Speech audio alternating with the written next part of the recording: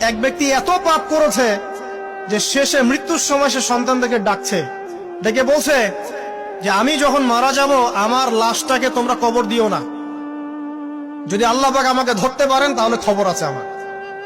কি করতে হবে? সে বলছে যে আমার দেহটাকে তোমরা পুড়িয়ে ফেলবে এবং পুড়িয়ে ফেলার পরে ছাইগুলোকে একত্রিত করবা, করে অর্ধেক ছাই সমুদ্রে ভাসিয়ে দিবা, অর্ধেক ছাই বাতাসে উড়িয়ে দিবা। সন্তানরা তাই করলো। মৃত্যুর পর আল্লাহ পাক এই সমুদ্র এবং জমিনকে বাতাসকে আদেশ করলেন যে তোমরা ছাই জড়ো করে দাও। আর মানুষ আর জিন আল্লাহর কথা না শুনলেও এই প্রকৃতি আল্লাহ পাকের কথা শোনে। বিজ্ঞান বলে প্রকৃতি থেকে সব হচ্ছে।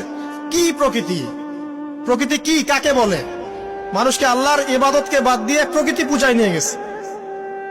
এই পুরো প্রকৃতি আর মহাবিশ্বে এক আল্লাহর ইবাদত করে। কে সৃষ্টি করলো প্রকৃতি?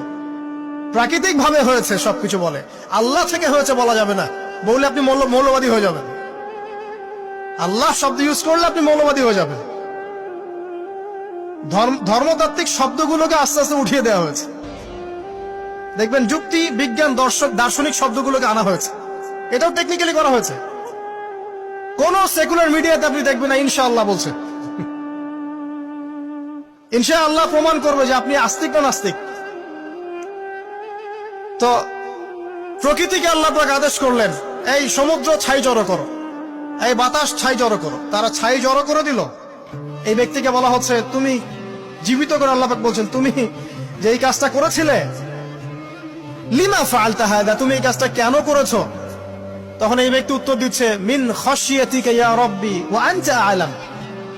হে আল্লাহ, আমি আমার বুঝে যা এসেছে আপনার ভয়েই আমি এই কাজটা করেছি, আর আপনি খুব ভালো করেই জানেন যে আমি আপনার ভয়ে করেছি নাকি অন্য কোনো কারণে করেছি। মানে আপনি আমার মনের কথা জানেন। আল্লাহ পাক তাকে মাফ করে দিন।